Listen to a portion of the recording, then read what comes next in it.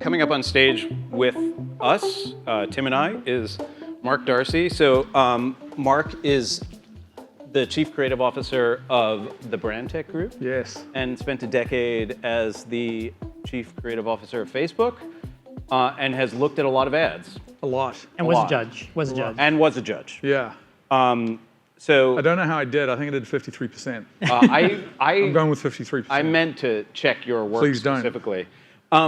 Okay, so Mark, I think you were more excited than anyone else to do this when I told you about the idea and I asked if you would be up for judging it. Why were you excited? Why are you? Well, I think it's part of the whole day. You know, there was somebody just congratulated you on the day, but I'm going to do it again. I think, like, I'm not a musician, but you know, in every music era, there's like a photo of punk when the Sex Pistols first played and 9 people in the crowd started a band, then Nirvana or any music scene. This feels like the first photo of like something really important that you've brought us all together to talk about. It's been an awesome day. So I want to start with that. Awesome. And you did it on your own thing. So amazing. And I think, so this test is like, this is a 20-year technology shift. You know, for those of you that have lived through a bunch, the few people in the room that have lived through as many as me, like, there's one of the hardest things I think as a creator or as a marketer is the big stuff from the little stuff, because there's a bunch of little shit that gets talked about like it's big and that it's ephemeral. So you miss the big ones. Internet, computers. This is a big one. And I think a Turing test is day one. You know, we've talked about this is as bad as it's ever going to be. And the guys have shown that. So I'm just laughing at what we'll be looking at in Cannes, what we'll be looking at in a year. We'll look back and roar with laughter because things, you know, that it's already at 53%. It's kind of extraordinary. Well, yeah, and I did want to talk about 53%. I mean, do you think that's an impressive number? I mean, because I think there's 2 ways of looking at this. One of them is like, well, the human ads are not that, like, you know, maybe like the machine is able to keep up with it because it's just students. Yeah. But I'm curious about what you think about that point of view. Is it the right way of looking at this number that we're Well, already kind of I love that it was students because I think both are nascent. Mm-hmm. So it's nascent equivalency, right, of human and technology. And you saw, if you've steeped with a bit of experience and craft and you unleash these tools and with a human in the loop, then it's extraordinary. And then I think the ability for that to be deployed across marketing systems, that's what we're going to see. I mean, it's not like predictive, it's common sense that this is what's going to be unleashed in the next 24 months. And the effects will be profound. Yeah. Yeah, I mean, I thought one of the things I really liked about Keith and Ted's approach and just the whole thing is like, you know, part of it is Keith and Ted have made many thousands of ads. These are not people who have never made an ad. As they were talking about it, they were like, well, you know, I'm going to shift the copy a little bit. Yeah. And, you know, I think to me, the sort of spirit of that is interesting is like, you know, I don't think you could just give this to a random person and say, make an AI ad, and they would have even gotten to that, is my guess. But what happens when you start to put this in the hands of I actually really disagree. I actually people? disagree. I think one of the things that is the transformational about this technology, and particularly when you look at tools, whether they're startup tools or built into platforms like Meta or Google or whoever, is, you know, in the professional class, we focus on fancy brands and fancy people with lots of money, but there's 3 or 4 or 5 million small businesses that are going to be elevated to compete on a completely different level with these tools. And that to me is unbelievable because suddenly you do have people that are completely quote unquote ordinary. I think they're extraordinary because they generally own a business, but technically, creatively ordinary people that are going to be superpowered. The other thing is the creator economy. You know, the creator economy, the distributed creator economy, without the tools, suddenly going to have these tools, they're going to have taste and discernment, the step change in quality and the distribution of that's going to be profound. Again, amazing shift. So I think you're going to see quote unquote ordinary people. And you're already seeing this with brand collabs that are regular people with a passion doing things that are better than the professional class. Done. Yeah. That's awesome. Totally. One of the questions I have that I've been sort of wrestling over, I'm curious what you think about, is, so I totally agree with that. And I think what happens right now, you know, if the dry cleaner can make above average creative work, right? Because they have access to these tools. There's sort of like, there's a lot of work that gets produced from agencies and from professionals that just barely breaks that bar. Like, it feels like we're at a sort of crossroads where we go one direction where they're like, oh, well, we can keep creating sort of mediocre work for basically nothing, or we can raise the bar. Like, I don't, what happens in a world where dry cleaners can make professional quality ads? Well, I don't think it's just dry cleaners. I think one of the great misconceptions of creativity in advertising is that it's good in some subjective sense. And, you know, the functional utility of most advertising is that it's incredibly useful and the relevance and reward to a person. But if you look at it subjectively, is it good? There's a reason we only give awards to a very tiny fraction of it. So I think for I'm an optimist, so what I hope will happen is if people are going to work on things for brands, they're going to have to be extraordinary and be more human. And one of the things we've sort of, I'm not sure we've talked enough about today is why. You know, marketing should be in service of people. The stuff we put into the world should be more valuable and diverse and interesting and wonderful. That should be the goal of this. And so if we can use this technology to take care of the functional, the competent, and you're going to bring people in, and we're going to bring people into this industry, then we should be pushing them to do things that are extraordinary and unexpected. You know, one of the hopes I have, and we've talked a lot about this, is I hope we're entering an era of creative abundance. I think, and that doesn't mean volume. That means that if we can think things, we can see things, and therefore there'll be more voices and more thoughts and more beautiful things with humanity that we can go this or this. We'll have so many things to choose from. At the moment, if you look at most creative work, I'm not sure we're in a golden era of creativity in a lot of senses. If you look in the subway, if you just look at a lot of its functional utilitarian work. I think if this becomes cheaper, more affordable, then humans being involved, we need to reach a little higher. And I hope that will be the general outcome of this stuff. Yeah, do you think, I mean, there's a question kind of underlying what you just said, which is, so what happens to the agency, right? Like we used to create this idea that like, okay, there's a group of people who are really good at this creativity thing. We're going to create a business and we're going to hire them to go do that for us. Kind of what you're saying is now everybody will have access to those tools. Like, is there still room for creative expertise? Or is it just kind of dissolved into every other organization now, right? Because these tools in some ways are like an agency in your pocket, kind of. That's one way of thinking about it. Yeah, no, I think there absolutely is. I mean, we have a lot of studios working with brands around the world, and those studios are deploying generative AI technology. That's what we've been 6 months building in. And I think they are going to superpower creative people, but we need to be really focused on retraining those people to not just deploy the tools, but create unexpected things that we don't know that they're going to be, that we currently can't create. I think a lot of what we do, and it's right, there's sort of two vectors. This will make everyday things impossibly efficient. Tech, we all have to get into that. How does this stuff do the everyday with impossible efficiency to create bandwidth to make impossible things every day? And I get overwhelmed with everything that goes on, so I have a simple copywriter mind. So it's like, those are my two vectors. When people talk to me like, what are you doing? I'm like, well, is this an impossible thing we're going to make happen? Or is this an everyday thing we can make super fast? And I think that'll be true across agencies. The agencies that will get left behind are the ones that think they can just keep the status quo.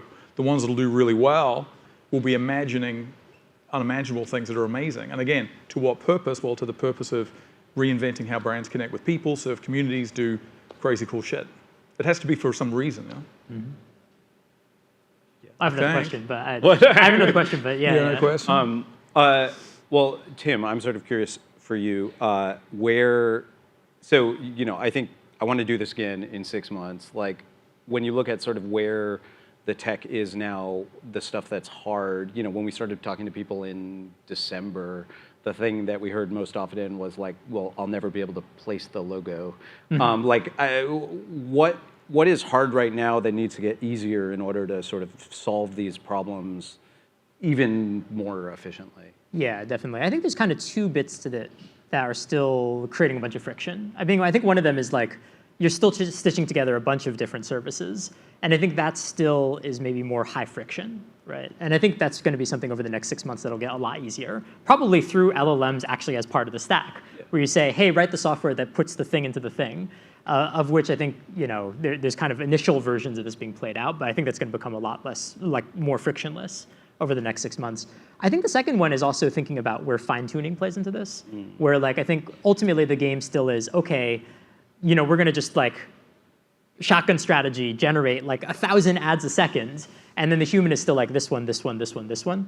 The question is basically whether or not you get like tighter and tighter recall over time, right? So that basically it spits out 3 or 4 things, and those are the things that you go with. And I think that will be sort of really interesting as a constraint on the next round of the competition, which is you can only spit out so many. There's like a budget constraint. So you really got to get the script to be right, and you can't just wait for you to roll the dice and hit all 666s. We're really just going full into F1 rules. Right.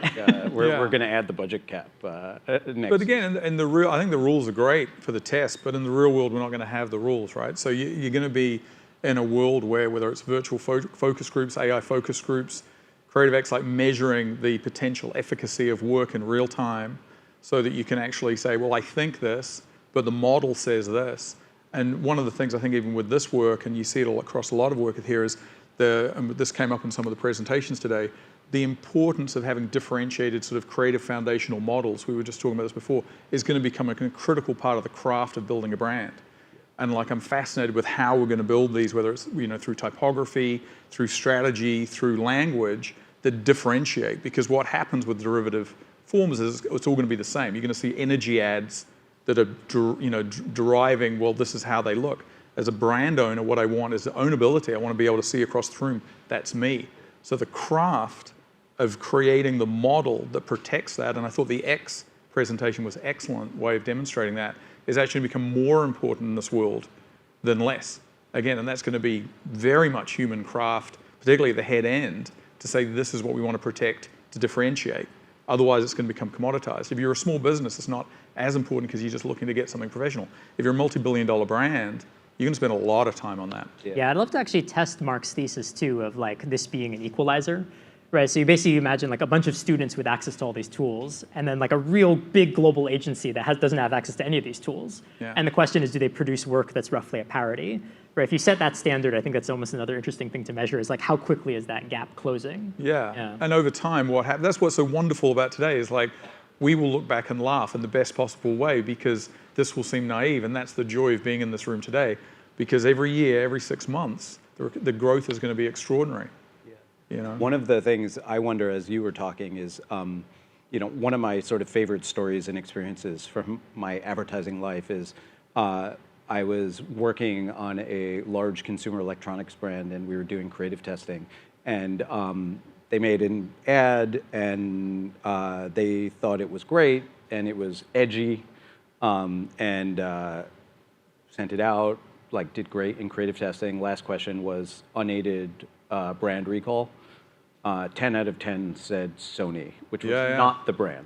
I used to write their ads. We got that a lot. We got a lot of free ads. And so like when you're talking about the sort of models and all these things, and even about all these other places, like I wonder if part of what happens in that world is that those strong brands, because I mean we saw it in the results, right? Like those brands who have the sort of iconography to own the aesthetic of a beverage category. If like you are the idea that the model has for what beverage ads are, is everybody just going to make your ads? Like is everybody going to make Red Bull So ads? your job, if you have the third player, right, is to radically differentiate that through design and positioning, and you want that radical differentiation. I mean, I genuinely, I'm an optimist. I have this great hope for those ad historians in the room, marketing historians in the room, that we need a big creative leap of bravery that planning gave us in the 70s. Like this hopefully will be the big leap into brave. If you watch TV, if anyone's still, if you're watching TV ads, if you watch any linear narrative form, the stratacutions where it's basically the strategy is voiceover because they're trying to cram in everything, that you're not making those creative leaps as much. I hope this will actually show that up so that braver creative leaps will be in the work we see every day, not just the stuff we see in award shows. But like award shows are really, because we're, Cannes coming up, and I think about this when people talk about, well, generative AI is derivative. It's just taking what has been made and it's using that as a learning model. There's no difference between that and the way award-winning ads work. If you look at most award-winning ads, there's a common, if you ever judged them or you've ever studied them or looked at them, there's a commonality, particularly in narrative form, of language and rhythms in most forms that we look at. Same with a lot of things where you look, you go, these are the metaphor, this is the thing, this is a juxtaposition. There is structure behind how humans do it. And one of the great things, I'm sure a lot of you read about this with generative AI, is it doesn't just show, we're not just learning from exposing, how that works, wonderful talk. We're learning how we think and actually seeing, I think, a lot of what we think of as human creativity works on a series of processes, which is derivative and we're actually more like that than we'd like to admit. Totally. When I I built a thing called brand tags like 15 years ago and Yeah. flashed up a logo. People typed in the first thing that popped into their head. And I used to explain it as like it worked because everybody has a different idea. And at some point somebody was like, no, you're wrong. That's not why it works that way. It works because everybody has the same idea of the brand, right? And like that's the sort of fundamental truth in there. Yeah, we run in patterns. We like to, one of the biggest things if you ever do this, and the reason I bring up awards is because like it's generally the bench when people say, oh, wait, that's not going to win an award, so it's like some marker, is that like there's a rhythm, as I said, there's a rhythm, there's a language that work. It's a tiny fraction of what it is. And what I hope, as I said, what I hope this will do for humans, when people are saying the human in the loop or human creativity, good, we should be challenged to do things that are more unexpected, more beautiful, more erratic, stranger, because this is the base. We're sort of going to start on second base with this technology behind us. Yeah. That's a great thing. There's a story from the AlphaGo competition, right? So it's like DeepMind versus the Go champion. And there's a famous moment in that where AlphaGo basically made a move that no one understood. And then basically it took like most of the game for them people to like be like, oh, okay, actually this is a new strategy that the machine has come up with. And I think that's like something I'm looking for in this type of competition is like, when will an ad be procedurally generated that looks super ugly to everybody who's been, an expert in the industry? But once you actually put it out in the field, like totally works, right? I think that's like kind of a new identification of like, places to capture attention, right? Yeah. Like that essentially that the current machine known as the human advertising industry like is not well equipped to try to find. Yeah. And I think that's kind of still what we're looking for, right? I think the other thing that should just be, like we've talked a lot about advertising today, like form, narrative, form. And I think it's a somewhat interesting aspect of generative AI on marketing, on business, but I think it's probably like top 5 maybe. I think the other aspects of how brands connect with people through this, whether it's customer service, whether it's data intelligence. I mean, this is going to be just incredible, and it'll have knock-on effects to those of us that make communication for a living. But I think every aspect of how business operates and serves communities is going to be, if not upended, is going to be challenged and reinvented through this. And you can go through any pillar of it and go like, holy moly, this is what this means. So I think even the form of what an ad is, what an experience is going to be unlocked. That again is what I hope creative people and marketing people get to do with their free time. Hopefully they have some free time to go, holy moly, we can do this incredible thing we never had time to work on because we were so busy. Yeah. One question that I did have is, are we out of time or? No. Okay, yeah, I Do mean, one more question that I did have is basically like, how you think a little bit about sort of concentration in the space, right? Which is that lots and lots of people will be able to use these tools, but kind of when it comes down to it, there's only a handful of foundation model companies, right, that are like aggregating all the data, doing all the training, building things like ChatGPT. Yeah. And do you think that's a worry for people who are building, right, like their agencies on top of this undoubtedly wonderful technology? Yeah. But that, is there a need for these agencies to get their own? Like, is that a pipe dream? Like, No, I think I think what you need, and again, I'm not a computer, like I'm a copywriter from New Zealand who just hung out a lot and got a lot of jobs.